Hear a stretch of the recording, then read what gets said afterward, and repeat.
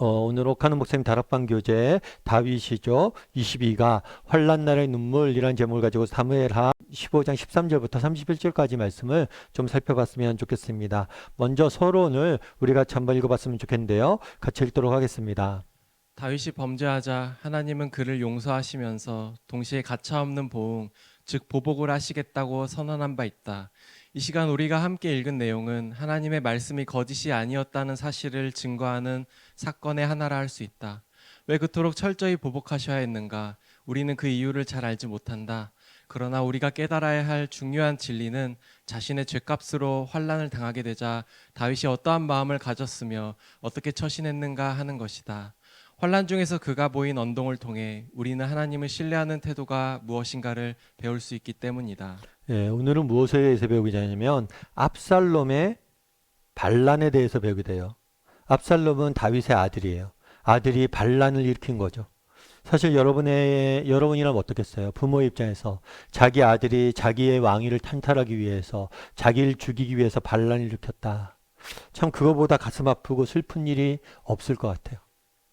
그럼 이 정말 말도 안 되는 상황 속에서 이 절박한 상황 속에서 다윗은 어떻게 됐을까요? 다윗은 이런 어려운 상황 속에서 여전히 하나님 앞에 소망을 두는 모습들을 보게 됩니다.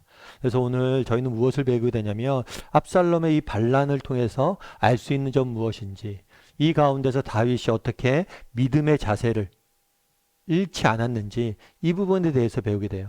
그래서 우리도 정말 이 땅을 살다 보면 여러 가지 힘들고 어려운 날들이 있는데 그럴 때 어떤 믿음의 자세를 갖고 살아가야 될지에 대해서 함께 이야기를 나눠봤으면 좋겠습니다. 먼저 우리 토의 내용을 계속해서 살펴봤으면 좋겠는데요. 먼저 1번 문제를 같이 한번 읽어볼까요? 본문이 너무 길어서 1절부터 읽지 못하였다. 누구든지 15장에서 일어난 사건의 전말을 간략하게 요약해보라. 예, 우리 순원 중에 3명이 조금 이야기를 나눠보면 어떨까 싶어요. 앞부분 15장 1절부터 해서 12절까지 있었던 이야기를 좀 읽어보면 좋겠죠. 어떤 내용이냐면 압살롬이 반란을 일으키려고 준비하는 모습들을 보게 됩니다. 무엇보다도 말과 병거를 준비해요. 그래서 군사적으로 준비를 합니다. 뿐만 아니라 백성들의 마음을 얻으려고 그래요. 마음. 그럼 어떻게 마음을 얻으려고 했느냐? 성 밖 앞에 서 있어요. 성 앞에 서 있다가 그 당시에는 왕이 하는 중요한 역할 중에 하나가 뭐냐면 재판이에요. 그러니까 여러 가지 어려움들이 있거나 사건들이 있으면 뭐예요? 왕한테 가서 재판을 받는 거예요. 무엇이 옳은지. 그래서 이렇게 억울한 사람들이 왕을 만나러 가잖아요. 그런데 그 중간에 압살롬이 서 있습니다. 그러면서 이 사람들의 재판에 대해서 이 사람들의 억울한 마음들을 풀어줘요. 대신 재판해 주는 거죠. 그러면서 이야기하는 거예요. 뭐라고 이야기하냐면 이게 다 왕의 탓이다. 왕이 정말 이렇게 재판할 수 있는 사람을 세우지 않았기 때문에 여러분들이 어려움에 처하고 있는 거다. 그러면 사람들의 어려움들을 해결해주고 그리고 그것들의 문제의 원인을 누구에게? 왕, 다윗에게 돌리는 모습을 보게 돼요. 생각해보면 그렇지. 아침 일찍 나가서 성문 앞에 서면서 사람들의 마음을 얻으려고 하는 거예요. 참 이걸 보면서 느껴지는 것들이 있죠. 예전에 어떤 분이 뭐 인터뷰를 하는데 그런 얘기를 하더라고요. 여러분들 열심히 살아야 된다고. 우리가 진짜 열심히 살아야 된다고. 왜냐하면 자기가 평생을 살면서 보니까 악인들은 너무나 부지런하고 뭐예요? 지혜롭다는 거예요. 압살롬도 보세요. 정말 이 나쁜 마음을 품잖아요. 반란을 일으키려는 마음을 푸니까 너무 부지런한 거예요. 그리고 너무 지혜롭게 행동하는 거예요. 정말 악인들과 우리가 싸워야 되잖아요. 그럼 우리는 더 부지런해야 된다는 거예요. 여러분 세상 사람들이 얼마나 부지런합니까? 우리 그리스도인들이 게을러도 되겠어요? 게을르면 안 돼요. 세상 사람들보다 더 부지런해야 돼요. 그리고 또 뭐 그렇게 정말 교회 내에서도 마찬가지죠. 뭐 여러 가지 어려움들을 일으키고 분란을 일으키는 사람들 보세요. 얼마나 부지런한지 몰라요. 우리가 정말 그래서 악인들이 부지런하다는 걸 기억해야 돼요. 그리고 정말 선한 우리들, 정말 우리들도 여전히 그들보다 더 부지런해져야 되는 거겠죠. 우리 2번 문제 같이 한번 읽어볼까요? 압살롬의 반란은 사무엘하 12장 10절에서 11절과 깊은 연관성을 가지고 있다. 왜 그런가? 사무엘하 12장 10절부터 11절은 이렇게 됐죠. 이제 내가 나를 업신여기고 햇사람 우리아의 아내를 빼앗아 내 아내로 삼았은즉. 이게 무슨 얘기냐면 사무엘하 12장 이야기는 뭐냐면 다윗이 범죄했잖아요. 그래서 나단 선지자가 나와서 하나님의 말씀을 전합니다. 다윗을 책망해요. 뭐라고 책망하냐면 나를 없인 여이고 하나님 없인 여이고 뭐예요? 우리아의 아내 밧세바를 빼앗았죠. 그 결과 하나님께서 뭐라고 그랬어요? 칼이 내 집에서 영원토록 떠나지 않을 것이다. 칼, 싸움과 다툼, 죽음, 분쟁, 죽음 이런 것이 영원히 떠나지 않을 것이라고 경고하신 거죠. 그리고 실제로 이 경고대로 지금 이루어지고 있는 거예요. 압살롬이 반란을 일으켰죠. 특별히 뭐라고 그랬어요? 내가 내 눈앞에서 내 아들을 빼앗아 내 이웃에게 줄 것이다. 이웃이 누구일까? 이 경고를 할 때 몰랐어요. 그건 나중에 알게 되죠. 사무엘하 16장 22절에 보면 압살롬이 반란을 일으킨다. 반란을 일으킨다 뭐가 있었냐면 이에 사람들이 압살롬을 위하여 옥상에 장막을 치니 이 옥상은 연결되죠. 이 옥상에서 다윗을 뭘 했어요? 밧세바가 목욕하는 모습을 봤죠. 그 장소와 연관되는 거예요. 이 옥상에 뭘 했어요? 왕궁의 옥상에 장막을 쳐서 압살롬이 온 이스라엘 눈앞에서 그의 아버지 후궁들과 더불어 동침했다. 그 당시 전쟁에서 승리하거나 아니면 반란에서 승리한 왕이 뭘 하냐면 이전 왕의 부인을 차지하는 풍습이 있었어요. 이걸 통해서 자기가 왕이 되었다는 스스로의 권위를 나타내는 거였거든. 그런 행위를 한 거죠. 그런데 정말 하나님께서 경고하신 것처럼 그대로 이루어지고 있는 거죠. 그 다음에 훗날에 어떻게 됐냐면 요압이 나중에 압살롬의 반란이 실패합니다. 실패하자 어떻게 되냐면 요압이 누굴 죽이냐면 압살롬을 죽여요. 사실 다윗은 압살롬의 반란을 진압한 다음에 압살롬을 죽이는 것을 원하지 않았죠. 왜요? 아들이잖아요. 그런데 신하인 요압은 그걸 허용할 수가 없었어요. 반란했던 압살롬을 죽여야 됩니다 하고 죽이죠. 그래서 하나님께서 경고하신 내용이 실제로 다 이루어지고 있는 거예요. 3번 문제 같이 한번 읽어볼까요? 우리는 이 사건을 통해 무엇보다 하나님의 말씀에는 거짓이 없다는 사실을 다시 한번 배울 수 있다. 그럼에도 불구하고 우리는 성경에 기록된 숱한 경고를 보면서 아직 믿업지 못하다는 생각을 하고 있지 않는지 마태복음 5장 29절에서 30절을 가지고 각자 돌아보자. 예, 마태복음 5장 29절 30절에 이렇게 됐죠. 만일 내 오른 눈이 너를 실족하게 하던 빼어버리고 내 백체 중 하나가 떼어버리라. 내 백체 중 하나가 없어지고 온몸이 지옥에 던져지지 않는 것이 유익하며 또 내 오른손이 너를 실족하거든 찍어버려라. 뭐라고 그러냐면 눈이 범죄하잖아요. 그러니까 눈을 뽑아버리래. 손이 범죄하잖아요. 손을 찍어버리래. 왜요? 그것이 더 낫다는 거예요. 정말 백체 중에 하나가 지체 중에 일부가 하나 없어지더라도 지옥에 던져지지 않는 것보다 유익하다라고 이야기를 하는 거죠. 그러면 실제로 이렇게 하라는 이야기냐? 실제로 이렇게 하라는 이야기는 아니에요.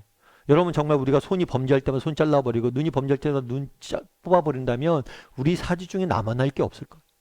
그리고 실제로 예전에는 이렇게 했던 분들이 있대. 눈을 진짜 뽑아버리는 분들도 있대. 그런데 눈을 뽑는다고 범죄하지 않는 게 아니에요. 이건 실제로 손을 잘라버리라는 게 아니에요. 그럼 왜 이렇게 이야기한 걸까요? 왜 이렇게 이야기했어요? 그만큼 강조한 거예요. 뭘 강조했어요? 죄를 범하지 말라는 거죠. 그만큼 죄를 범하는 걸 두려워하는 거예요. 정말 오른손이 범죄하면 내가 찍어버리겠다라는 뭐예요? 그런 마음으로 뭘 하라는 거예요? 죄에 대해서 단호하게 대처하라는 거예요. 그만큼 죄의 결과가 무서우니까 그만큼 단호하게 대처하라는 거죠. 다윗도 마찬가지예요. 다윗이 범죄했잖아요. 그 결과가 얼마나 무서워요. 그 결과 그 집안에 어떤 일들이 있었어. 그걸 우리는 보게 된다는 거예요. 다윗이 성경은 뭘 주장을 해요? 지난번에 말씀드렸지만 일부 일처제를 성경은 지지합니다. 그런데 다윗이 세상의 왕들처럼 정말 여인을 탐해서 수많은 부인을 두고 정말 그러다 보니까 그 부인들 사이에 아들이 태어나고 이 아들들 사이에 뭐예요? 경쟁하고 갈등하고 싸움이 다툼이 일어나고 뿐만 아니라 심지어 이 아들들의 다툼이 결국 어디까지 번지는 거예요? 아버지에 대한 도전까지, 아버지의 왕위까지 찬탈하려고 노력하고 그런 결과로 이런 비극들이 생긴 거죠. 보라는 거에 얼마나 무서운지. 그래서 그것들을 조심하라는 거죠. 4번 문제 같이 한번 읽어볼까요? 압살롬이 쿠데타를 일으켰다는 소식을 듣자 다윗은 어떠한 반응을 보였으며 그렇게 당황한 이유가 무엇인지 먼저 그와 압살롬과의 관계를 놓고 생각하라. 네. 다윗이 뭐라고 그러냐면 예루살렘에 함께 있는 그의 모든 신하들을 이르되 도망하자라고 얘기했어. 도망가길 원했던 거예요. 그러면서 뭐라고 그러냐면 그렇지 아니하면 우리 중에 한 사람도 압살롬에게 피하지 못하리라. 빨리 가자. 두렵건대. 도망하자 그래요. 왜 도망하자 그래요? 압살롬이 우리 모두를 죽일 것이다 라고 생각을 한 거예요. 그러니까 생각해보면 그럴 수 있죠. 아니 근데 부모 자식 자녀 간의 관계잖아요. 그런데 설마 압살롬이 뭐 왕을 다윗을 죽이겠어? 이런 마음을 가질 수도 있잖아요. 그런데 다윗은 그렇지 않다고 생각했어요. 분명히 압살롬이 오면 우리 모두를 뭐예요? 다 죽일 것이다. 이렇게 판단을 했어요. 그러면 우리가 좀 살펴볼 필요가 있죠. 지금 압살롬이 반란을 일으켰잖아요. 이 반란을 일으키는 과정들이 있었어요. 어떤 과정들이 있었냐면 먼저 사무엘하 13장 28절에 보면 이렇게 돼 있어요. 압살롬이 이미 그의 종들에게 명령하여 이르기를 너희는 이제 암놈의 마음이 술로 즐거워할 때 자세히 보다가 내가 너희에게 암놈을 치라 하거든 그를 죽이라. 암놈이 다말을 강간을 했잖아요. 근데 이 다말이 누구의 동생이냐면 암놈에게는 배다른 동생이에요. 그리고 압살롬의 친동생이에요. 그런데 암놈은 누구냐면 다윗의 첫째 아들이었어요. 첫째 아들이 뭘 한 거예요? 다윗의 딸을 강간한 거예요. 그런데 문제는 뭐냐면 다윗이 이 사건이 발생했을 때 아무 조치도 못합니다. 그렇겠죠. 자녀들끼리 서로 죽이고 자녀들끼리 못할 짓을 한 거예요. 그런데 가만히 뒀어요, 이거. 참 이 부분에 대해서 여러 가지 해석이 가능을 해요. 참 내가 부모라면 어떻게 했을까? 그러니까 부모 입장에 가슴이 찢어지는 거죠. 이거 어떻게 할 수도 없고 율법대로 할 수도 없고 또 어떻게 처리할 수 없는 거예요. 그러다가 2년이 지날 동안 아무 조치도 안 하자 2년 동안 압살롬이 복수심을 갖고 있다가 암논을 죽이게 됩니다. 그런 다음에 또 이 소식을 뭐예요? 다윗이 들은 거예요. 또 어쩔 수 없는 거예요. 아들들끼리 서로 죽이는 거예요. 가슴이 너무 미어지죠. 그래서 이때부터 압살롬을 만나지 않습니다. 그러자 압살롬이 뭘 한 거예요? 다윗을 피해서 도망가 있다가 나중에 요압이 그 술로 피해 있었거든요. 압살롬을 데리고 예루살렘에 왔어요. 그런데도 불구하고 다윗은 만나주지 않아요. 그러니까 다윗과 압살롬의 관계가 굉장히 오래전부터 꼬이기 시작해서 지금 갈 때까지 간 거예요. 그 사실도 다윗도 알았어요. 그러다 보니까 압살롬이 정말 형제도 그냥 죽였던 사람이잖아요. 근데 아버지 못 죽이겠느냐? 이런 생각을 하는 거죠. 그래서 다 압살롬이 우리를 죽일 것이다 라고 생각하고 도망을 가게 된 거예요. 5번 문제 같이 한번 읽어볼까요? 다윗은 하나님이 나단의 입을 통해 선언하신 보복에 대한 말씀을 한시도 잊지 못하고 살았을 것이다. 특히 딸 다말이 추행을 당하는 일에서 시작하여 왕자인 압살롬과 암논 사이에 벌어진 살인 사건을 보면서 자기의 죄값으로 불러들인 가정의 비극이 얼마나 끔찍한가를 보아왔다. 그래서 늘 초조하고 두려운 마음을 감출 수가 없었을 것이 틀림없다. 이런 찰나에서 다시 압살롬의 반역이 일어나자 그는 지체하지 않고 도망할 준비를 한다. 이것을 보면 다윗은 이미 하나님이 허락하시는 고통은 피할 수 없다는 사실을 인정하고 순응하려는 마음가짐을 가진 것이 틀림없다. 여기서 우리가 배울 수 있는 진리는 무엇이라고 생각하는가? 네. 앞서 얘기했던 것처럼 다윗이 정말 하나님 앞에 나단을 통해서 경고를 들었습니다.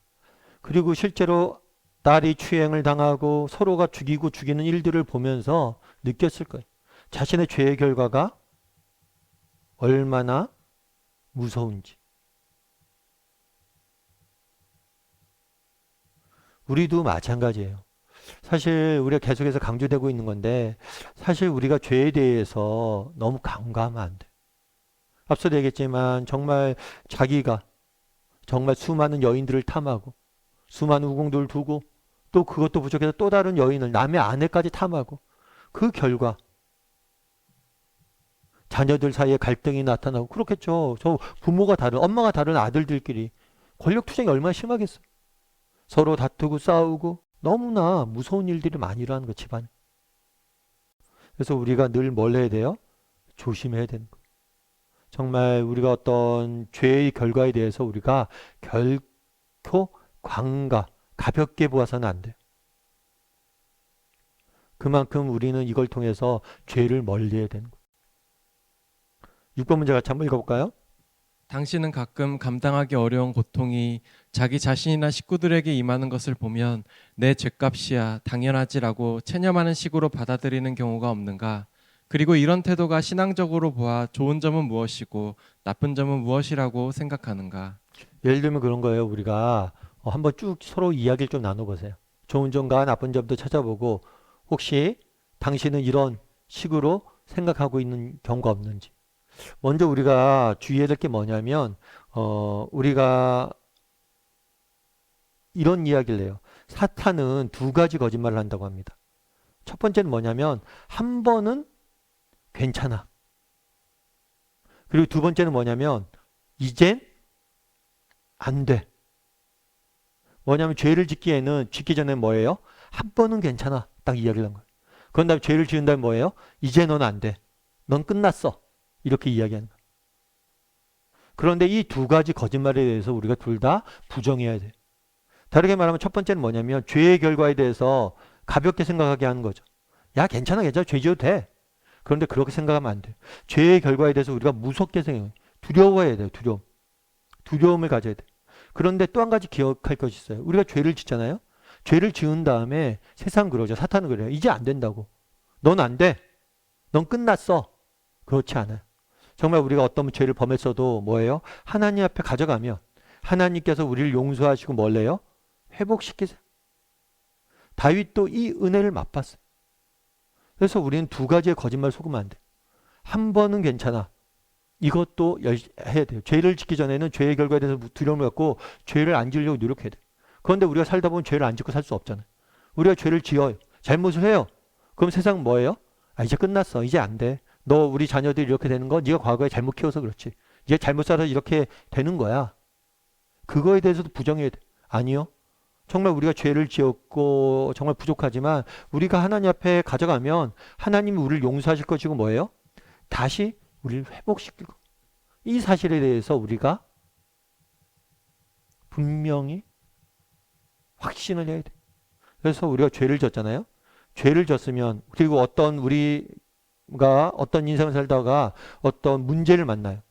그런 문제를 만나면 첫 번째로 우리가 가져야 될 태도는 뭐냐면 정직히 자신의 모습을 성찰하는 거예요. 아, 내가 하나님 앞에 잘못한 게 없나? 내가 이런 어려움들이 있는데 뭐예요? 아, 내가 뭔가 잘못한 게 없나? 자신의 모습을 돌아봐야 돼. 이런 면에서는 좋은 점이겠죠. 우리가 죄를 졌을 때 우리 스스로를 돌아보는 건 성찰을 할 수 있어야 돼. 하지만 성찰하지 낙심하거나 낭망하면 안 돼. 하나님 앞에 소망을 둬야 돼. 내가 성찰을 하고 내가 비록 잘못하고 어려움이 있지만 하나님 앞에 내가 가져간다면 하나님이 우리를 회복시킬 것이다. 이런 소망을 가져야 돼. 그래서 우리가 죄를 짓기 전에 그리고 죄를 지은 다음에 어떤 태도와 어떤 자세를 가져야 되는지 한번 생각해 보고요. 나 자신과 비교해 보셔야죠. 나는 어떤 태도를 갖게 되는가. 어떤 사람들 정말 그런 사람도 있어요. 죄를 짓고 나서 예를 들면 그런 거죠. 앞서 나온 거 죗값이야. 당연하지. 그래, 이 모든 게 내가 잘못해서 그런 거야. 난 끝났어. 이렇게 낙심하고 낭망하고 있는진 않은지. 그리고 어떤 사람은 그래요. 죄를 짓고도 아무 자기 성찰이 없어요. 인생에 자신의 잘못으로 문제가 꼬였는데 자신의 잘못이라고 전혀 생각하지 않아요. 그것도 문제예요. 그런데 우리가 자신의 잘못에 대해서 성찰을 할지 이로 인한 죄책감에 빠져 살아서는 안 돼요. 우리가 자신의 잘못을 발견하잖아요. 하나님 앞에 가져가면 회복시켜 주세요. 그래서 여러분들이 한번 나는 어떤 삶의 태도로 가져가고 있는지. 그래서 너무 둔감하진 않은지. 또 죄에 대해서 깨달았을 때 모든 걸 포기하고 살아가고 있지 않은지. 그래서 어떤 태도를 가지고 있는지 한번 점검해 보면 좋을 것 같아요. 우리 7번 문제 같이 한번 읽어볼까요? 가드 사람 이때는 궁지에 빠진 다윗 왕을 어떻게 위로하고 도왔는가? 이제 다윗이 이제 도망가잖아요. 도망갈 때 하나님께서 그를 위로하십니다. 위로하시는데 특별히 누굴 통해서 위로하냐면 사람을 통해서 위로하세요. 19절부터 22절 보면 그때 왕이 가뎃 사람 이때에게 이르되, 이때란 사람이 등장을 해요. 그런데 이때란 사람을 누구라고 써있냐면 가뎃 사람으로 이야기를 해요. 아무래도 가뎃 사람이라는 것은 가뎃 지방은 블레셋 지방이에요. 블레셋 사람이란 거죠. 여러분, 다윗과 블레셋, 그러니까 이스라엘과 블레셋은 경쟁 관계에 있었잖아요. 늘 싸우고 다투고 전쟁했잖아요. 그런데 이상하게 가뎃 사람이 이때가 이스라엘에 와 있는 거예요. 그리고 다윗과 다윗을 잘 돕고 있는 관계에 있는 거예요. 어떻게 이렇게 와 있는지는 알 수는 없어요. 여러 가지 이유가 있었겠죠. 그런데 이 때가 뭐랬냐면 다윗이 도망간다는 이야기를 듣고 600명의 사람들을 이끌고 자신에게 찾아온 거예요. 군사들을 이끌고 600명의 군사를 이끌고 그러자 다윗이 가드 사람 이때에게 이런 얘기를 한 거예요. 어찌하여 너도 우리와 함께 가느냐? 그러지 말라는 거예요. 너는 쫓겨난 나그네인이 돌아가서 왕과 함께 내 곳에 있으라. 너는 이제 왔고 나는 정처 없어 가니 오늘 어찌 너를 우리와 함께 떠돌아다니게 하리요. 너는 돌아가고 내 동포들도 돌아가라. 은혜와 진리가 너와 함께 있길 원하노라. 돌아가라는 거예요. 괜히 내 편에 들지 말고 지금 압살롬 편에 들라는 거예요.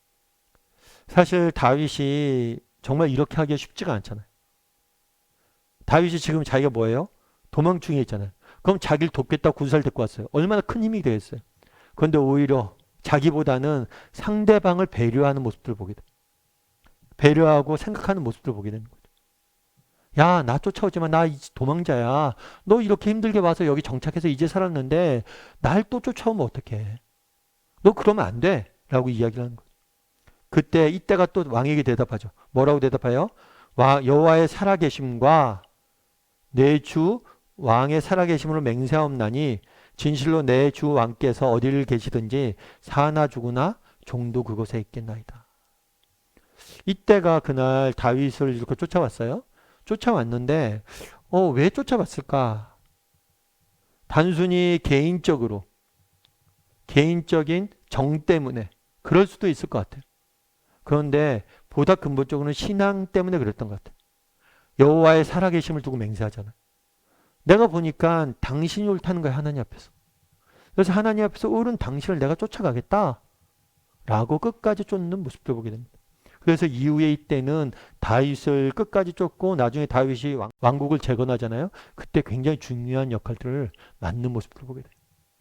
참 다윗이나 이때나 둘 다 너무 멋지죠. 이때는 정말 그 당시 상황에서는 누굴 따르는 게 더 좋아요? 압살롬을 자르는 게 좋잖아요. 다윗은 이미 패방해서 도망자에 있어요. 그런데 도망자와의 신의를 지키고 하나님 앞에서 신앙을 지키는 모습을 보게 돼요. 그런데 이런 이때를 다윗은 뭘 하는 거예요? 배려하는 거죠. 나오지 마라. 고생뿐이다. 8번 문제 같이 한번 읽어볼까요? 이때는 블레셋 사람이다. 혈통으로 보면 이스라엘의 원수라 할 수 있다. 그는 다윗의 힘이 약해진 틈을 타서 나름대로 모종의 행동을 취할 수 있었을 것이다. 그런데 반대로 가장 아름다운 충성심을 보여주고 있다.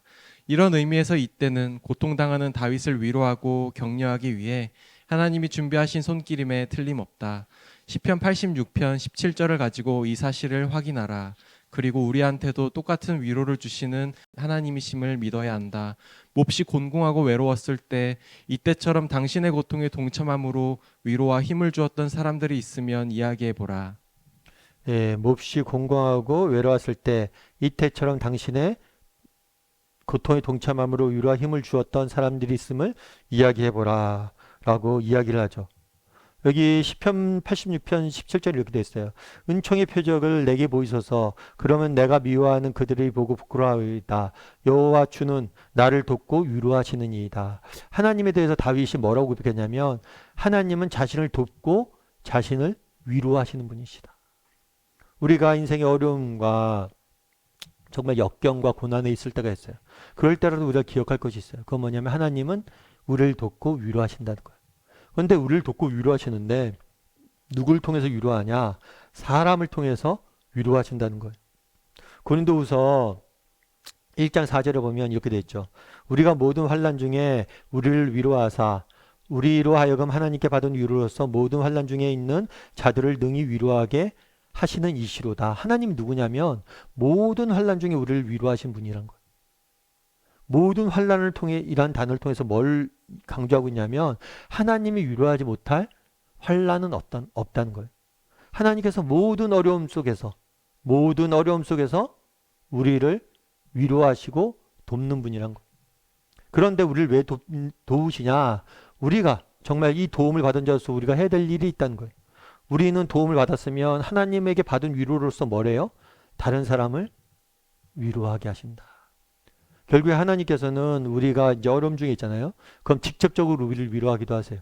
정말 우리가 어려움 중에 있을 때 하나님 앞에 나와서 기도하잖아요. 그럼 하나님께서 우리 마음속에 뭘 주세요? 참 큰 위로를 주시죠. 정말 기도할 때마다 내 안에 소망도 주시고 평안도 주시고 기쁨도 회복시켜 주시고 우리가 하나님 앞에 나갔을 때 하나님 주신 은혜가 있어요.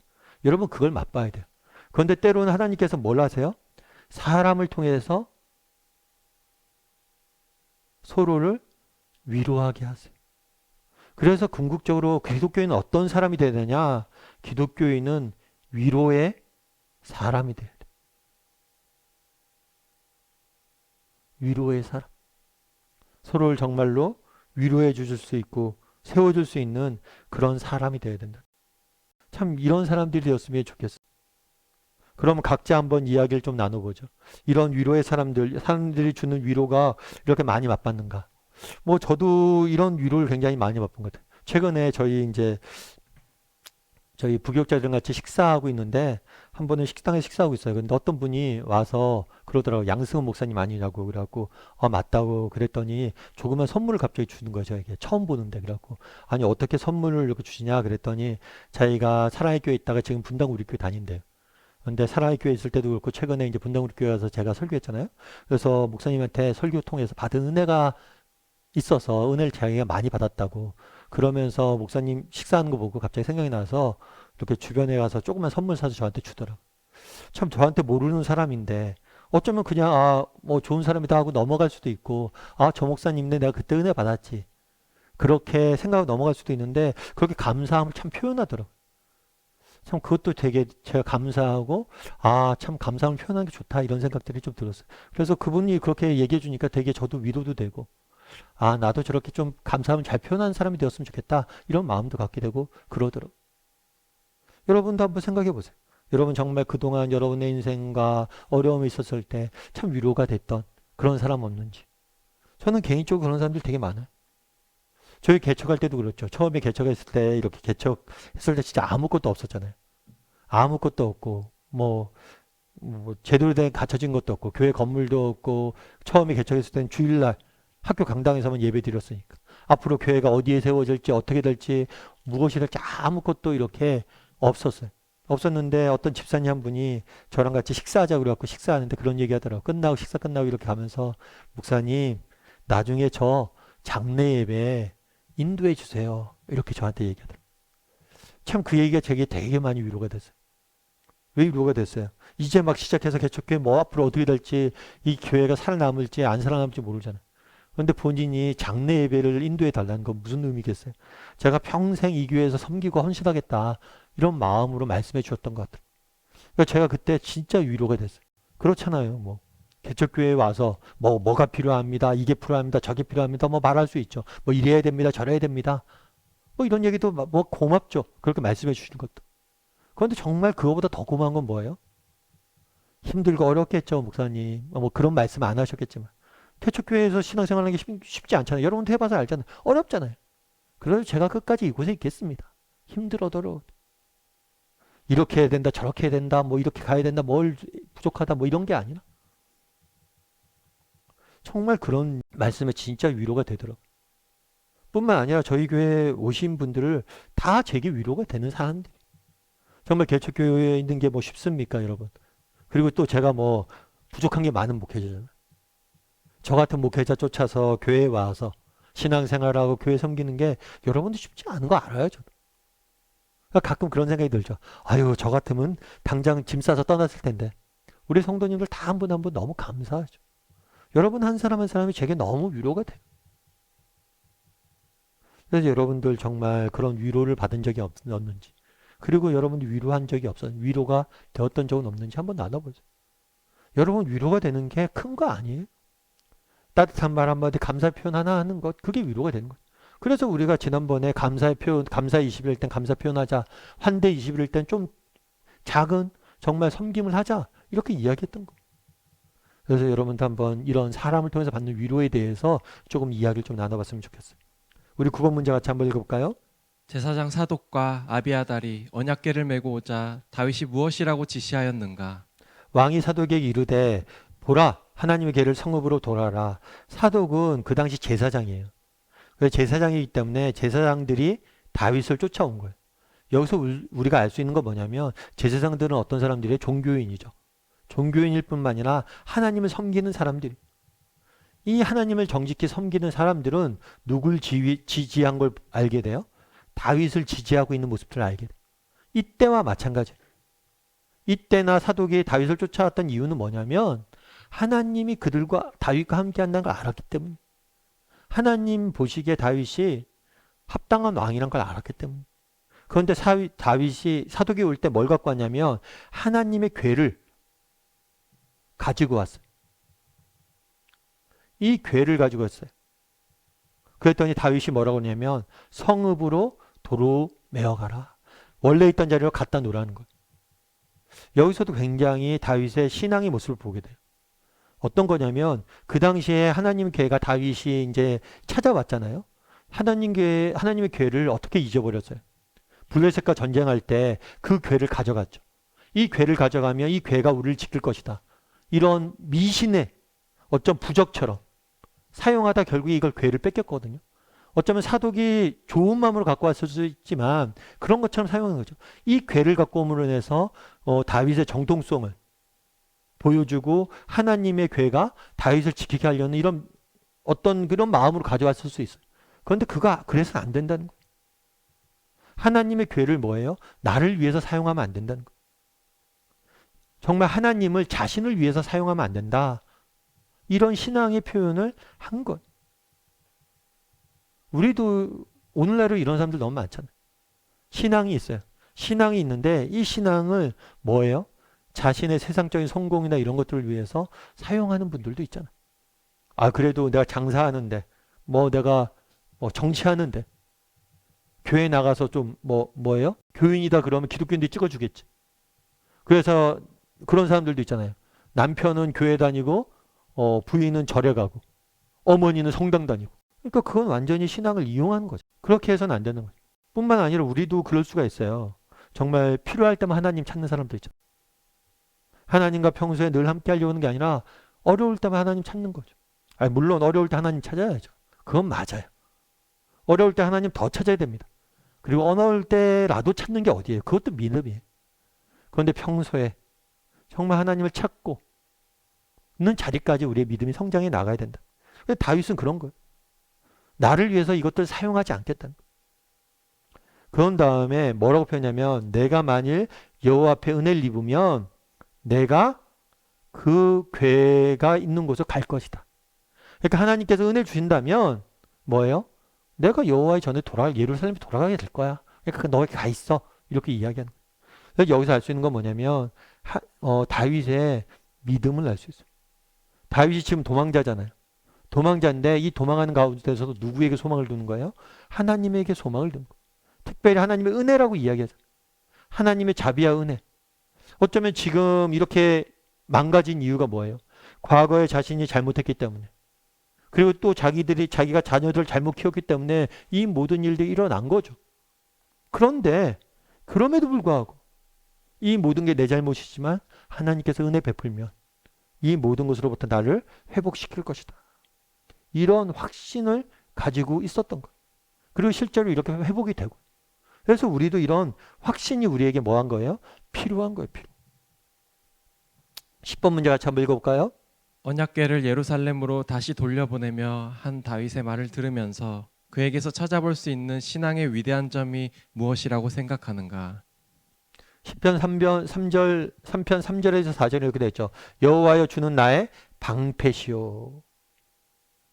그날의 다윗은 보세요. 다윗은 지금 이때가 왔어요. 이때가 왔는데 군사를 뭐예요?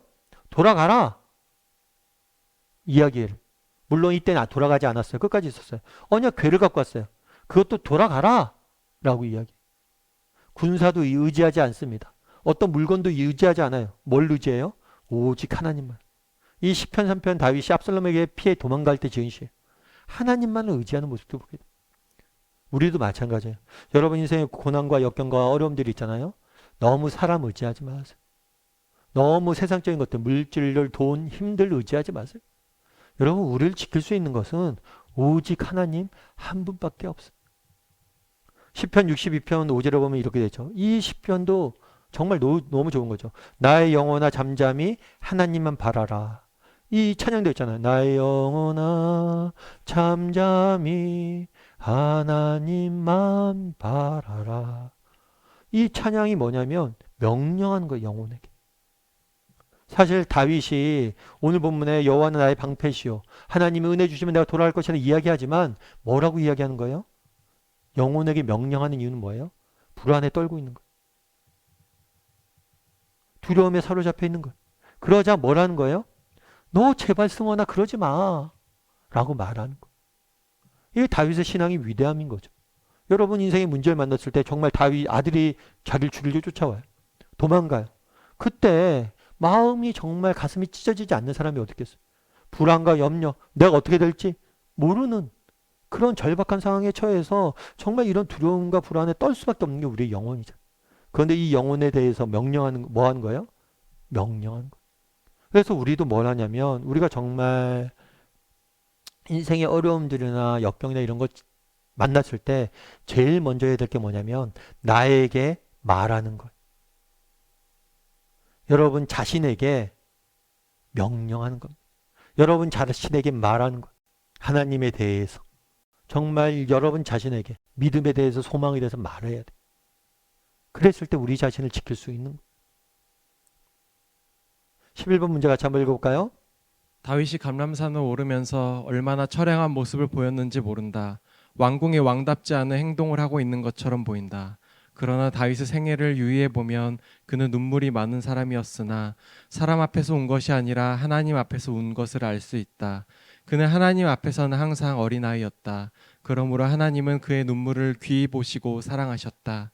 당신은 눈물이 많은 사람인가? 그렇다면 누구를 상대하고 흘리는 눈물인지 다윗과 비교하면서 말하라. 당신은 눈물이 많은 사람인가? 여러분들 눈물이 많은 사람이에요? 예, 저는 개인적으로 눈물이 많아지는 사람인 것 같아요. 이게 나이가 들어서 그런지 이렇게 눈물이 점점 많아지는 것 같긴 해요. 그래서 한번 나눠보세요. 여러분들 잘 우는지 안 우는지. 그런데 우리가 기억할 것이 있어요. 30절에 보면 이렇게 됐죠. 다윗이 감람산에 도망가는 거예요. 올라갈 때 그의 머리를 그가 가리고 맨발로 울며 갔다. 울면서 갔어요. 정말 처량하죠. 그런데 우리가 기억해야 될 게 뭐냐면 이 눈물의 의미예요. 시편 39절에 보면 이렇게 돼 있어요. 여호와여 나의 기도를 들으시며 나의 부르짖음에 귀를 기울이소서. 내가 눈물을 흘릴 때 잠잠하지 마옵소서. 그러니까 다윗은 눈물을 흘렸는데 이 눈물이 사람들 앞에서 사람들을 보라고 눈물을 흘린 눈물이 아니란 거예요. 하나님 앞에서 흘리는 눈물이란 거예요. 그리고 시편 56편 더 이야기하죠. 나의 유리함, 이렇게 쫓겨다님을 주께서 계수하셨사오니 나의 이런 어려움들을 주께서 숫자를 세고 계시오니 나의 눈물을 주의 병에 담으소서. 이것이 주의 책에 기록되지 아니하였나이까. 하나님께서 뭘 하시는 분이라고 소개하고 있어요? 나의 눈물을 병에 담는다는 거예요. 눈물을 다 담아서 나중에 뭐예요? 그 눈물을 다 기록해 놓으신 분이라는 거예요. 그래서 다윗은 알았어요. 정말 하나님 앞에서 눈물을 흘릴 줄 아는 사람이었고 또 우리가 하나님 앞에 있는 이 눈물들을 하나님께서 다 기억하시고 갚아주시고 회복시켜 주실 것이다. 이 사실을 분명히 알았던 거예요. 그래서 우리도 한번 돌아봐야 되는 거죠. 여러분 정말 하나님 앞에서 눈물 흘리는 사람입니까? 뭐 드라마 보고 갑자기 슬픈 영화 보고 눈물 흘리는 거 말고 정말 하나님 앞에 나가서 정말 나의 잘못이나 내 정말 인생의 문제나 이런 것들을 가지고 정말 눈물을 흘리며 기도할 수 있는 사람이지. 아니 우리 인생을 살면서 하나님 앞에 눈물이 있는 사람이지. 특별히 이 눈물이 정말 하나님을 위한 눈물이 있는 사람이지. 정말 이 땅에서 믿음을 지키고 하나님을 위해 살고 여러 가지 수고하다 보면 뭐예요? 눈물이 있을 수밖에 없잖아. 쉬운 일이 아니니까. 역경과 고난이 있으니까. 그 가운데서 하나님 앞에서 정말 흘린 눈물이 있는지. 그래서 여러분 좀 하나님 앞에 흘린 눈물이 좀 있었으면 좋겠어요. 하나님 앞에 가서 울 줄 아는 사람이 되었으면 좋겠어요.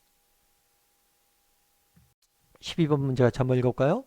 환난을 당할 때 우리가 다윗한테서 배워야 할 믿음의 자세가 무엇인지 다시 한번 정리하고 기도하는 시간을 갖자. 네, 각자 좀 이야기를 좀 나눠보면 좋을 것 같습니다. 다락방별로 각자 오늘 과를 통해서 배우고 깨달았건 특별히 느껴졌던 점들이 있으면 한번 이야기를 하고 마무리 지었으면 좋겠습니다.